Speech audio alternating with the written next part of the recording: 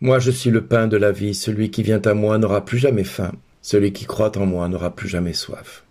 Je suis le pain de vie, qui mange ma chair et boit mon sang, n'aura plus jamais faim et n'aura plus jamais soif, dit le Seigneur.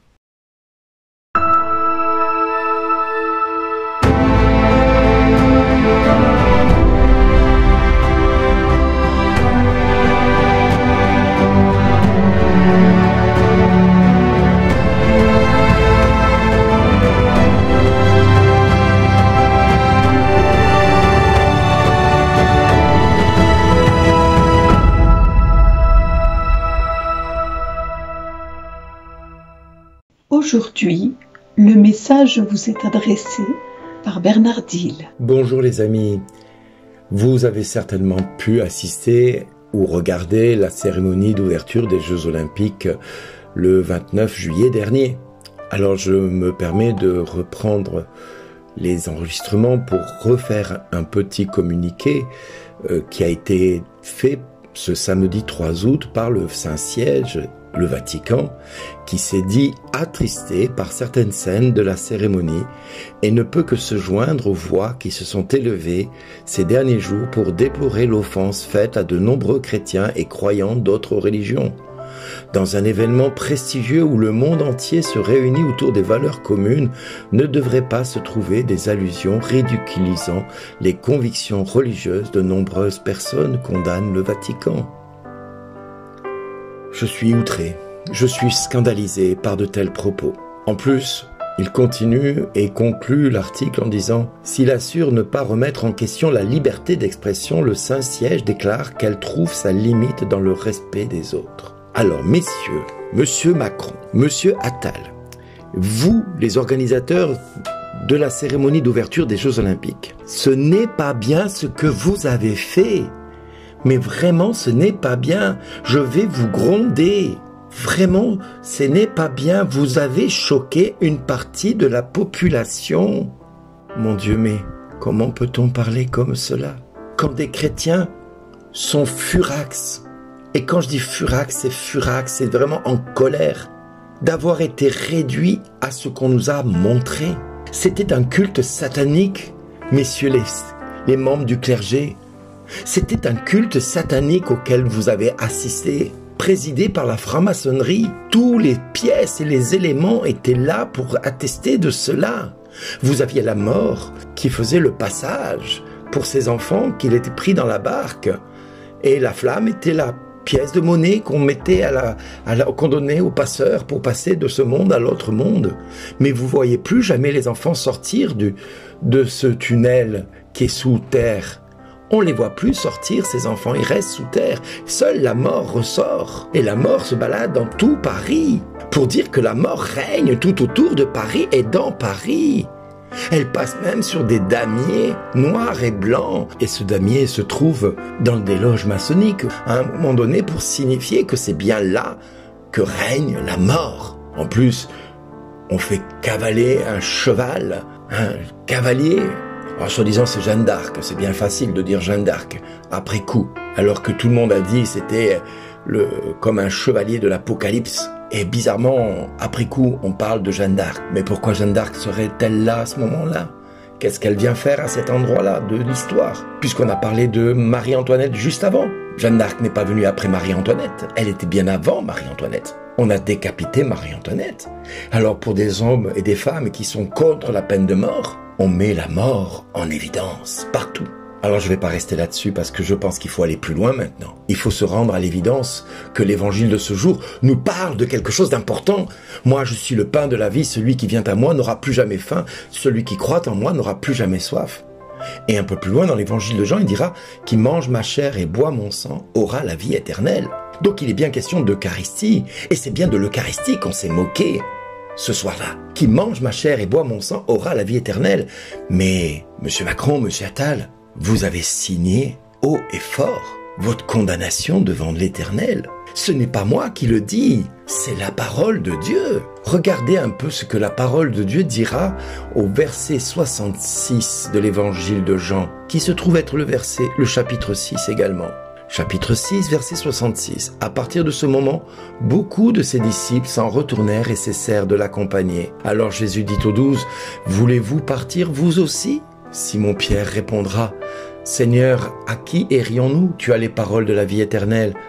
Quant à nous, nous croyons et nous savons que tu es le Saint de Dieu. » C'est ce que tous les chrétiens ont dit, mais que l'Église n'a pas osé piper mot. L'Église n'a pas ouvert sa gueule, excusez-moi, elle s'est tue, elle a fermé son claquet. Il a fallu que ce soit quelques prêtres, quelques évêques, quelques pasteurs qui ouvrent la gueule et qui disent c'est un scandale. Alors ça a remué dans les ménages et dans les médias et on a été traité de complotistes. Vous comprenez, vous n'acceptez pas la minorité. Mais la minorité, c'est pas la France. C'est qu'une minorité de la France. Alors je n'ai rien contre les drag queens, contre les homosexuels. Ils font leur vie comme ils veulent. Ils font l'amour comme ils veulent. C'est leur problème. Mais l'afficher à une heure où des enfants sont en train de regarder la cérémonie d'ouverture parce que c'est un moment de fête et qu'on leur montre des couples de lesbiennes, d'homosexuels, de trouples, de drag queens comme étant l'honneur de la France, la grandeur de la France.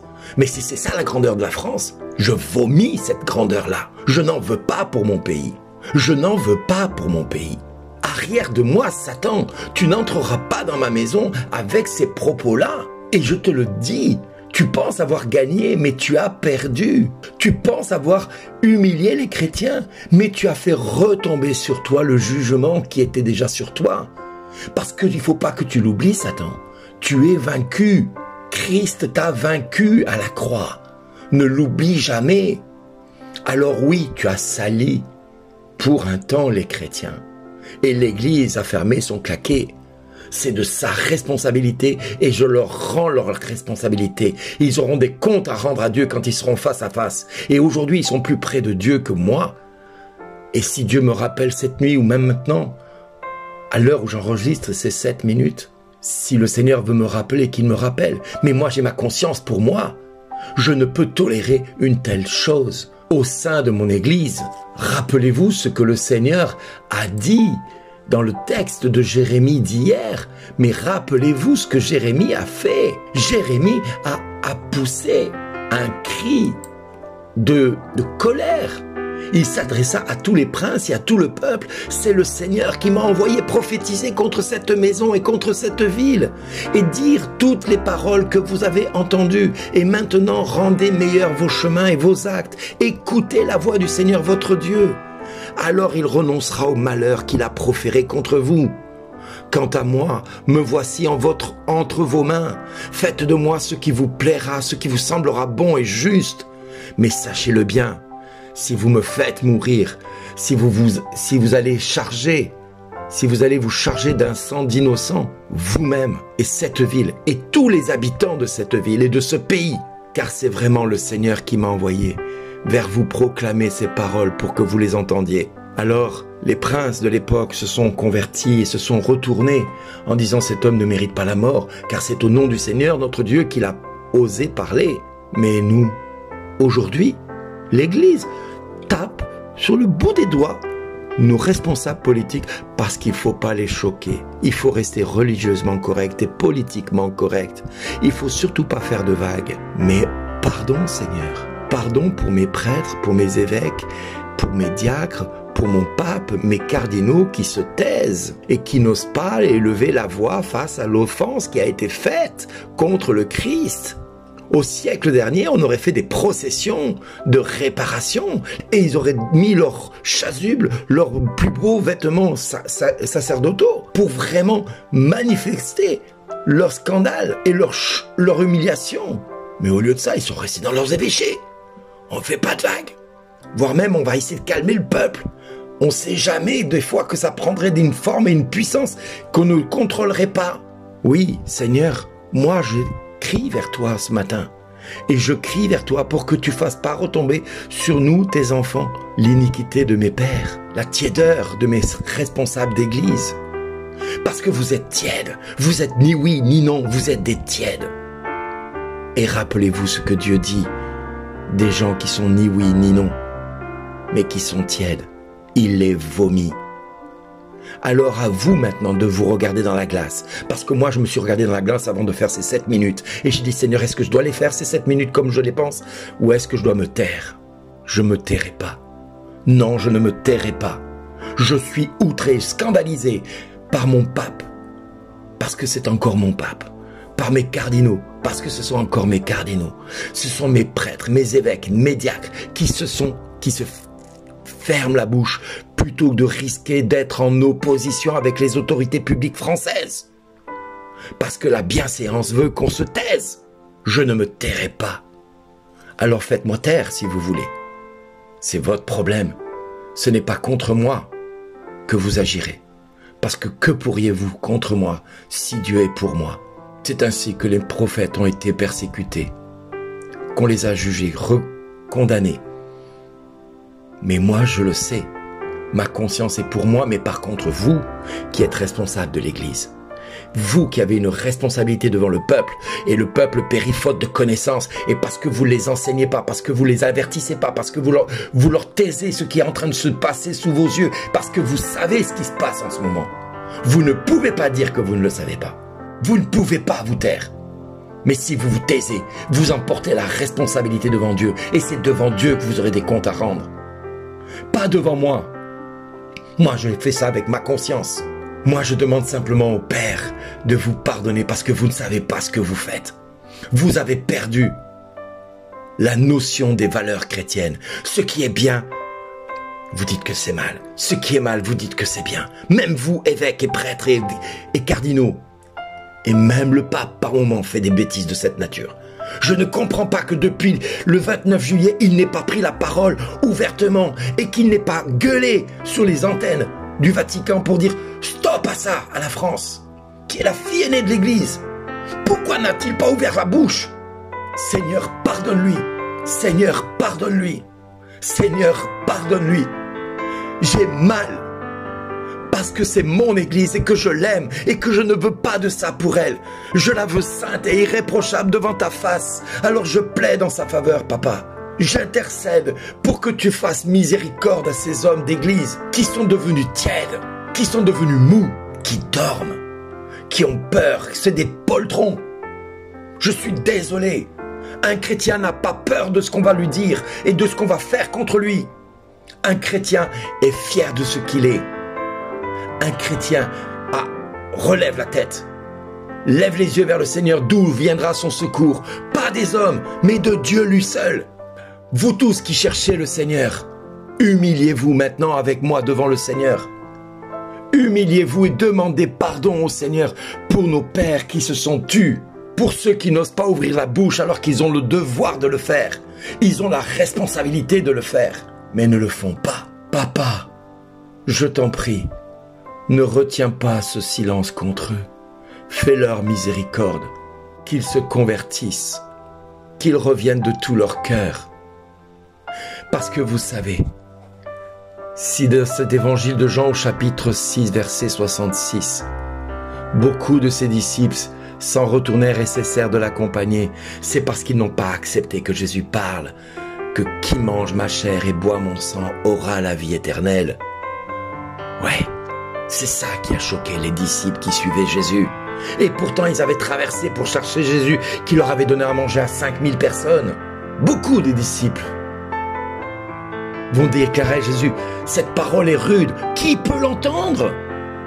Alors aujourd'hui, le monde se moque du pain et du vin et fait croire à la population, mais non, c'était les dieux de la Grèce. Mais de qui se moque-t-on? Est-ce qu'il y a marqué sur mon front imbécile, naïf, idiot, sans culture, sans savoir? Me prenez-vous pour un débutant?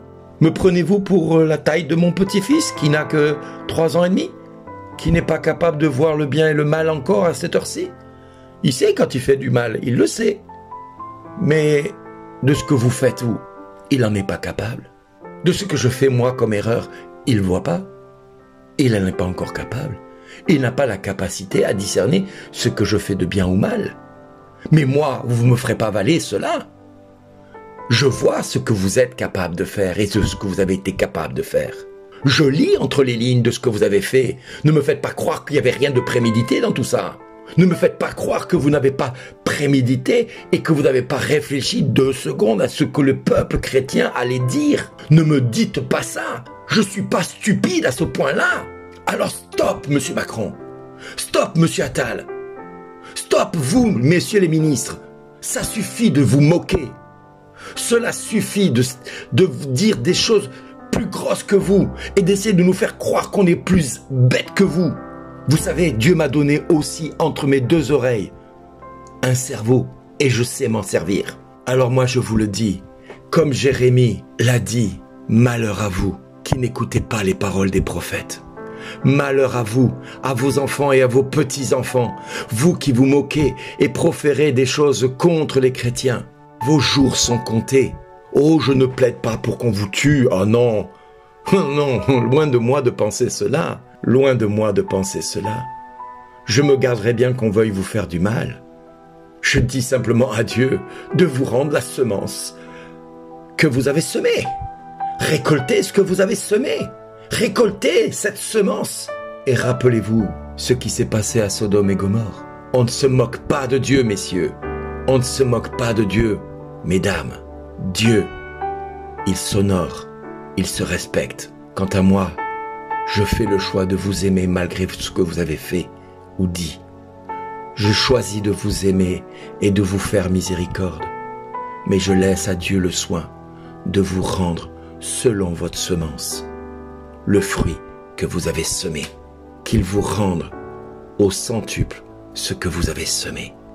Dans vos vies, dans vos familles, dans vos proches et dans toute votre lignée, voilà ce que je demande à Dieu, qu'il vous rende selon ce que vous avez semé. Quant à moi, je fais le choix de vous pardonner et de ne plus retenir quoi que ce soit contre vous. À partir de cette heure, je me délie de ce que vous êtes à mes yeux. Je me délie et je me défais de ce que vous êtes à mes yeux. Vous n'avez plus aucune autorité sur moi, ni aucun droit sur moi. Je rejette votre autorité et j'accueille celle du Christ, qui est souveraine dans ma vie. Amen. Et à tous et à toutes, merci d'exister.